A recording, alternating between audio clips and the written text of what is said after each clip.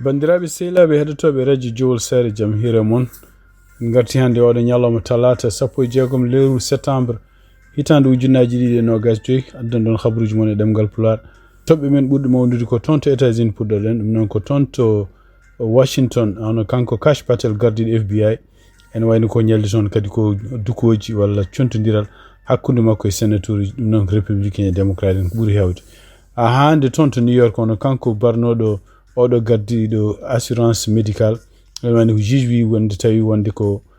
ñawore makko walla ko taka ko en yettaki ko wiyete terrorisme. Habaruji men international manaw en toon to Sénégal ene wayni ko kanko mbañi ko job ɗum noon ko kanko woni mawɗo mouvement des entreprises du Sénégal nangonoɗo en wayno rokkama liberté provisoire hande toon to Sénégal hono kanko Yassine Fall o wawi o ƴefti hande liggey makko pour wonde ministre de la justice hono kanko biyeteɗo Cheikh Niang kañum ƴefti liggey muɗum pour wonde ministre des affaires étrangères ɗum noon en ɗamina ko hono oɗo Cheikh Niang ma wawa wallude diplomatie Sénégal yarude yeeso. Habaruji men international cakkitoɗen ko toon to Doha hono kamɓe jeeyaɓe ligue arabe jeeyaɓe kadi conférence islamique rendunoɓe toon ɓe mbawi wiide wonde ko alay saago ɗeɗo leyɗele foof mbawa ƴewtade jokkodiral mumen hakkude Israël tawde Israël ko toñowo ɓe mbawi kadi kamɓe leyɗele ɗe ganduɗa ene ruwaji laamiɗo men mbawi huccidde ɗaɓandu men e États-Unis ko alay saago contrôle Israël ko ɗum won titre men ɓurɗo mawnude oɗo journal may gartu joni joni siftinde ɗon tan hande ko talata 16 lewru septembre hitande ujunnaji 2025.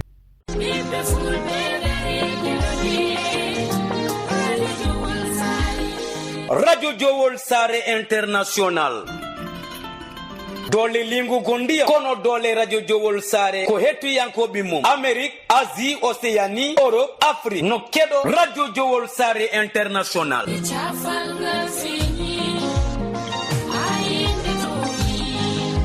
Jiɗɗa ko kabaruji jaggu radio Jowol International gilay émission ngaji dini ha e fina tawa tarini kono ɓamtare kala kena wallita gurdam ade ena yewteno haale e nder radio Jowol International wonandi jogiɓe publicité ji jokkodir eya radio Jowol International caggal indicatif Mauritanie waɗa 46 53 84 09 walla mbaɗa 44 18 77 18 walla mbaɗa indicatif dowlaji dendude Amérique plus 1 513 668 03 94 bandiraɓe musidɓe tedduɓe heeɗi min Abou Diobo El Hadji Ngori momi hetto radio Jowol International.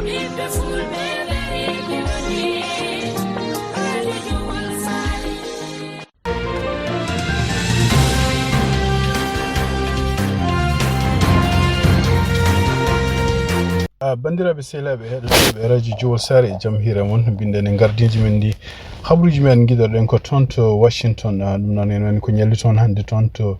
congrès hono ko kanko gardiɗo FBI hono kanko biyeteɗo Kash Patel ñalli toon hande ɗum noon en noddanko yimɓe wonɓe toon to Sénat ɗum ɗo fof no ari ko caggal nde bargol hono kanko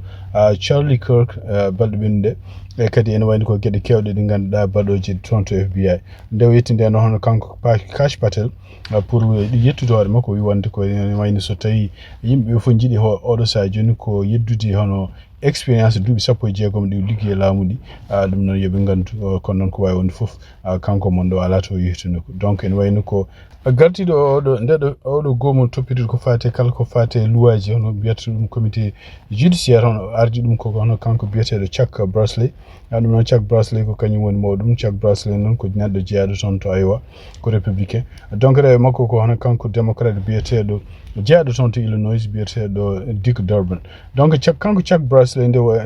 yettimo présente hono kanko haɗo wi wonde ko duuɓi kewɗi ɗi o waɗi toon to congrès ɗi o haali kadi wi ko wonɓe ɗon ɓe fof e oɗo comité ko kanko ɓuri ɗon ɓoyde toon to congrès o meeɗani yiide hono neɗɗo directeur FBI garɗo liggey muɗum gadan walli FBI laɓɓinde kala ko wiyete en yimɓe kolaka hen kala rewni kadi liggey FBI lawol e jaabul noon hono kanko numéro 2 toon to oɗo comité hono kanko Dick Durbin démocrate jeeya toon to Illinois so kanko hoore makko haali wi wonde ko d' abord yo yimɓeɓe paam so tawi kanko ancien président Joe Biden wiyama wonde ko hutorima FBI walla kala pelle nanduɗe ɗum ɗon pelle ɗe ganduɗa toppitiɗo kisal hutorima ɗum ko fate politique yo yimɓe gandu hono kanko Joe Biden nde wari nde o tawi ko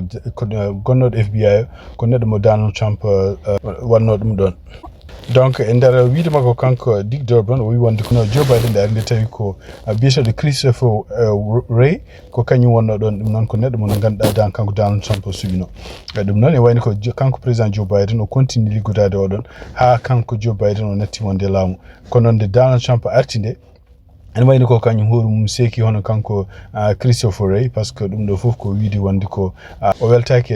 gueɗe ɗe ganduɗa baɗaɗe surtout gueɗe enquête aji baɗaɗi taw ko enquête aji pour ko fate yimɓe yannoɓe toon to congrès ñande 6 lewru janvier hitande ujunaji ɗinno gasi ko wawi wonde fof ene wayno ko kanko Kash Patel oɗo saha joni ene wayno ko wonti ko ñalli toon ko jeddi ɗiɗon jeddi noon ene jeeya hen hono kamɓe donc ene jeeya hen kamɓe démocrate en kono ene jeeya hen aussi républicain ji e ko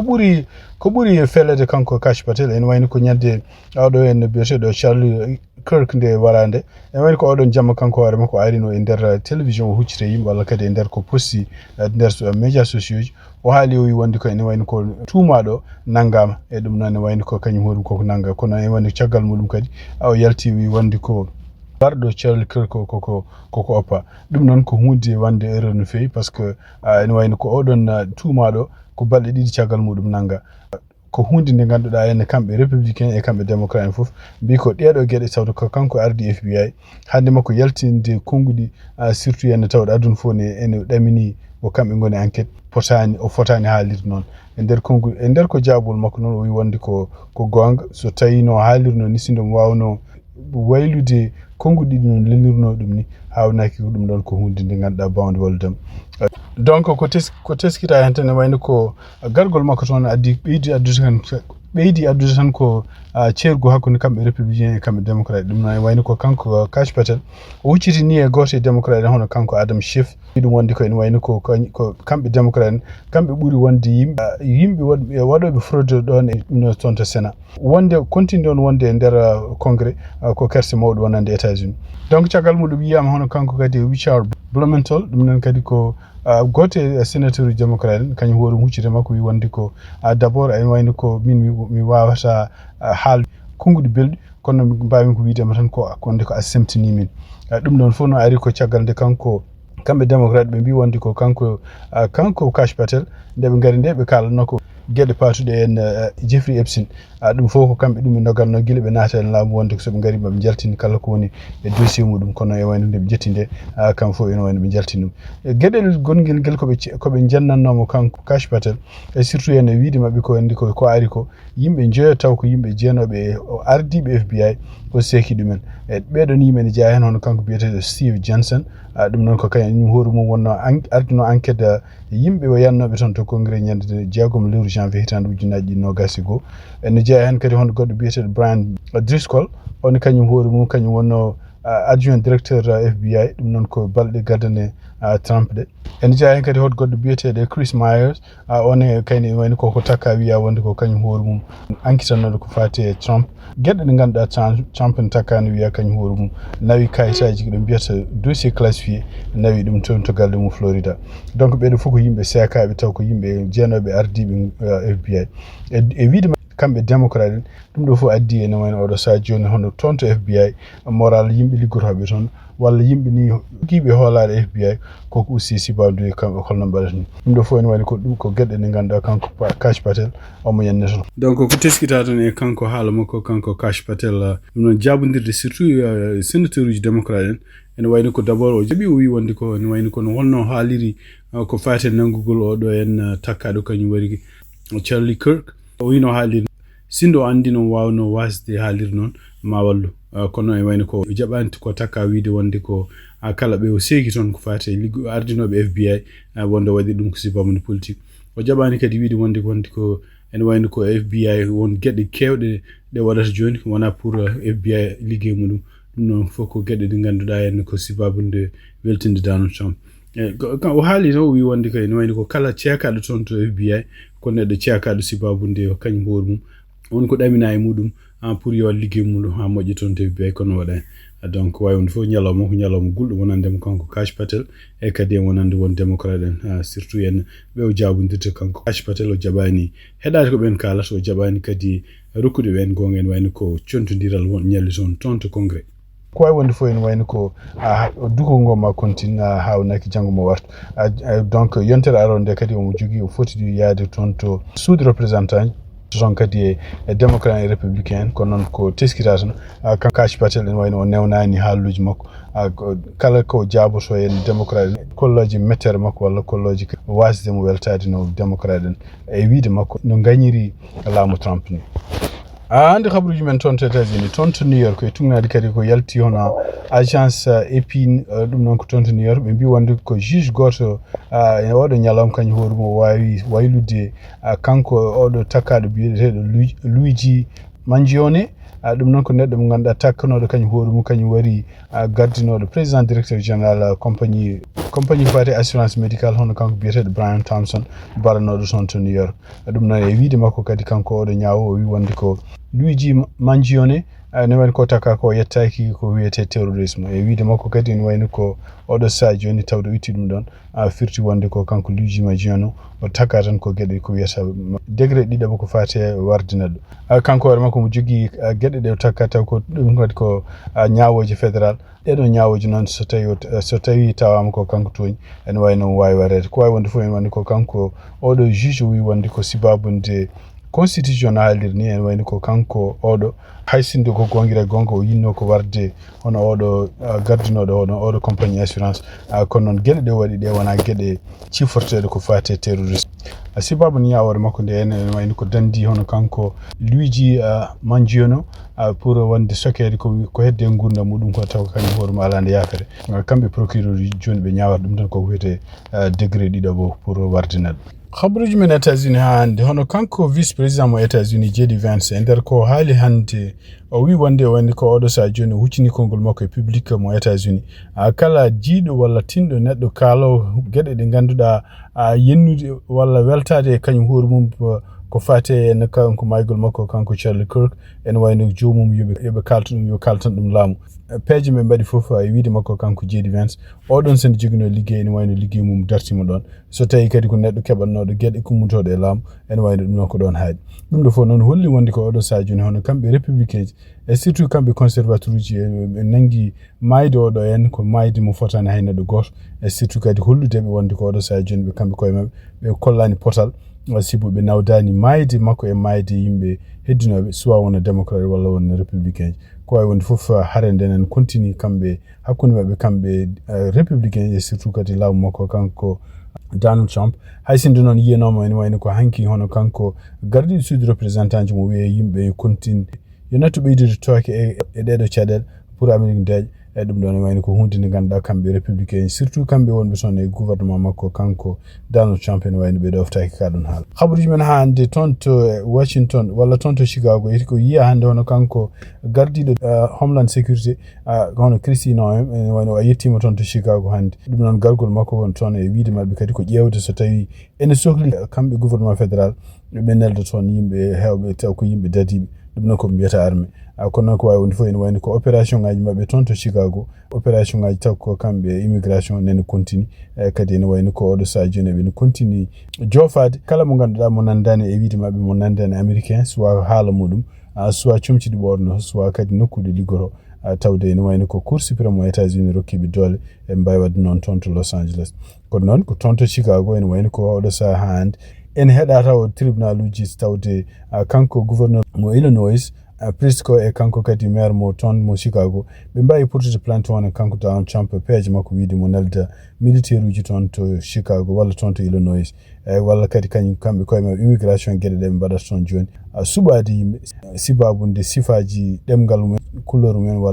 walla gueɗe goɗɗe ɗe ganduɗa en jaarde pinal mumen toɗɗen ha hande ko analyse mo kamɓe yimɓe jaydiyankoɓe fof mbaɗi ɗum noon kadi ko nawdude walla comparde hono kamɓe président ji ɓe meɗɓe laamade duuɓi sappo ɓennuɗi walla duuɓi nogas ɓennuɗi hen ɗo e États-Unis ɗum noon surtout ene wayno ko fitinaji gonɗi oɗo sa joni toon to États-Unis caggal mayde makko kanko Charlie Kirk ɗum noon e wayno ko limtaɓe hen ko gila kanko président Clinton ha yetti kanko George Bush tokos ha yetti kanko Barack Obama ha yetti hono kanko Joe Biden kamɓe fof ene wayno ko kamɓe kala nde caɗele mbaɗi leydi he ɓe noddata toujours ko yimɓeɓe yo gartir haqqillaji mum ni yondeji kullu munyal kadi yo dofte ko fate peeje de ganduɗa henna laamu walla wallondirde laamu pour ko fate ende deñu lendi kono ne wayni ko tunga ko haala tan ko hawra tan ene wayni ko kanko Donald Trump ɗum noon ko surtout yawde mandat ɗiɗaɓo mo woni gueɗe ɗe waɗata ɗe fof ko ɓeydude tooke ɗo e leydi ɓe Moussa e surtout enne kadi rendindeɓe public e yimɓe ɓe ganduɗa hawnaki jogiiɓe anniye wadde ko boni ko wawi wonde fof ene wayni ko kanko Donald Trump ne teskira laamu makko non ko kanko gila e dow hoore makko ha e vice président makko ha yimɓe ɓe ganduɗa oɗo saji gonɓe e pelle ɗe ganduɗa toppitiɗe ko fate deñu leydi ko wayno armée ko wayno FBI ko wayno ɗiɗo galleji janiyankoɓe surtout NBC ne limte hen MSNBC ne limte hen mbi wonde ene wayno ko ɓeɗo fof koko gembi pour ɓeydude ko fate hen tooke e hadde America daji sabu haaluji mumen e golle ɗe mbaɗata ɗum noon e ɗeɗon golle ne jeeya hen hono kamɓe laamu makko kanko Donald Trump surtout mawnude no feewi hono kanko mayde makko Charlie Kirk hay goto yimɓe waranoɓe ɗiɗo lebbi ɓennuɗi walla ɗiɗo duuɓi ɓennuɗi ko mbiyata match shooting ɗum noon ko gila e école aji ha e sarɗiyankoɓe ha e kamɓe civil en tan ko wawi won foof meeɗani mawnirede ni kono e wayno ko mawnigol mabɓe kamɓe oɗo mayde makko kanko Charlie Kirk ene wayno ko ɓeydude tan toike e wiide mabɓe ko pour tan ha Amérique wasa deeje ɗum noon ko ɗum woni ko Donald Trump kañum hooremo yiɗi ko pour leydi ndi wasa deeje leydi ndi kadi ene wayno ko continue wiide heɗade ko haalata pour wiide wonde ko kala ko addata deejre walla kala ko ɓeydata mawnide démocratie ɗo États-Unis wona hunde nafoore États-Unis kala kadi ko woni wallude yimɓe ɓe jeeya ɗo e leydi he américain ji gongira gonga ene poti ha ɓeyde contre muɗum ɗum noon ko ɗum woni conclusion kamɓe galleji mawɗi jandiyankoji ɗi mbaɗi surtout ko fate comportement makko kanko Donald Trump kanko e laamu makko surtout caggal nde mayde makko kanko Charlie Kirk. Kabaruji e ɗemngal Pulaar e radio Jawol Saare. Habruji men international giɗoɗen ko toon to Sénégal e tugnadi kadi ko yalti e journal biyeteɗo Dakar Actuel ɗum noon ñande talata hannde 16 lewru septembre hono laamu goto ne wonno ken won temedere 11 neɗɗo ene wayno ko kañum hoore mum wawi jofde toon tufde gonɗe toon to Wokam caggal ko woni ndiyam ken ɓuuri balɗe 5 yinno ko yadde toon to Europe kono noon bempeñe garti ɗum wiide mabɓe kadi kaɗon laane kañum hoore mum ko toon to Gambie tawaɓe laaɗe ɓe ko yimɓe joguinoɓe anni kañumen koyemen yaade toon to Europe donc hande tugnade haaluji gummiɗe to Dakar Actualité ene wayno ko kanko capitaine kaɗon laane walla gardiɗo mawɗo gonɗo kaɗon laane ene wayno ko joguino ko pellital ni so tawi ɓe tampi mo itti won hen yimɓe wonɓe laaɗe ɓe o werle ɗumen e gueeji kono ene wayno ko dandiɓe kadi ko kamɓe kaɗo laane ene wayno ko fottudeɓe e neɗɗo goto gawo nokkuji goɗɗiɗi ken wona 20 kilométre ɗum noon koye nder gueeji caggal muɗum waɗi noddi hono yimɓe renoɓe maayo finalement ko ɓen gaddi laane men mbawi walludeɓe nawdeɓe toon to tufude ko wawi wonde fof ene wayno ko ɓeɗo yimɓe foof tugnade hande e journal ko haali ɓe mbi ɓe tawani hen neɗɗo maayiɗo ɓe tawani hen gañiɗo illa kamɓe fof ɓe tampi tan sibabude ɓoyde mabɓe gueeji oɗo ñalawma hande fof e ɓen e juuɗe gendarmerie haalaka noon holto kamɓe fof est ce que ɓe jeeya ko Gambie walla holto ɓe jeeya hande toon to Sénégal e tugnade kadi ko winda toon to Sénéweb hono kanko biyeteɗo Mbagnick Diop ɗum noon ko kanko ardi ko mbiyata mouvement des entreprises du Sénégal ene wayno ko nanggunoɗo ɗeɗo balɗe fof ene wayno ko tugnade ko ɓe kaali ɓe mbi wonde ko caggal nde wadda toon to direction des investigations toon to Dakar huccidde e kamɓe ɓe pôle judiciaire financier ɗum noon enquêteɓe ko fate kaalisaji ɗiɓe mbiyata wonde ko ndimɗinama kaalisaji ɗi ndewani lawol kanko Mbagnick Diop finalement o dañi kanko hoore makko liberté provisoire ɗum noon e wayno ɗum ɗo fof o nangguno ko caggal nde kanko juge d'instruction nde wino wonde ko sibabu nde inde makko ne yaltino feewi fate enquête de rapport gummiɗo toon to sentif alay saago o wawa addede o leskite donc ene wayno oɗo saji joni o kam liberté provisoire kono ene wayno affaire makko nen continue enquêtede ha hande cakkittortoɗen ko toon to ministére de la justice hono kanko Yacine Fall ene wayno ko hande o waɗa passation de service ɗum noon ko hakkude makko e mo lomti hono Ousmane Diagne ɗum noon tugnade ko habaruji ɗi bindaɗi toon to Sénéweb ene wayno ko kanko Yacine Fall o yetti no feewi hono mo lomti hono Ousmane Diagne e surtout yen e konnguɗi belɗi e kadi bismogol bangol fayigirde rokkimo kono kanko Yacine Fall o haali o wi wonde ko justice toon to Sénégal kañum tambi état de droit to toon Sénégal e ko kañum kadi woni so renama ko wallata démocratie Sénégal o yaarude yeeso ɗum noon e wayno ko kanko Yassine Fall o siftinɗon tan ko kanko wonno ministére toppitiɗo ko fati intégration africaine et affaires étrangères ene wayno lomtima toon ko hono Cheikh Niang noon kañum hoore mum woni ko hannde ƴefti place muɗum ne ɗamina e kanko Cheikh Niang maw artirde démocratie walla diplomatie mo Sénégal gal nde tina wonde ko gardingu makko kanko Yassine Fall e oɗo ministére des affaires étrangères e wayno ko démocratie mo Sénégal andirno e aduna o fof saami ha leydi ɗum noon e tugnade won konnguɗi won yimɓe haaloɓe mbi wonde diplomatie hade makko kanko Yassine Fall adda ɗum wonno ko dow kono noon e wayno telliɗi ɗum ha wonti less leydi ɗum noon ɗamina kono kanko Tidiane Niang ma wawa wallude Sénégal irde oɗo diplomatie et surtout en tawde mo jogui karallagal hakku kene ɓuuri duuɓi 30 o liggoto ko fate diplomatie e aduna he ɗum noon ko kanko sakkiti ko kadi kanko wonno représentant permanent toon to Nations Unies pour Sénégal toon to Guinée Conakry en woni ko ñande 20 lewru septembre ɗum noon dimanche galoɗo o henno kamɓe Guinée naaɓe ɓe nodda yoɓe mbadde référendum ɗum noon ko surtout ko fate holla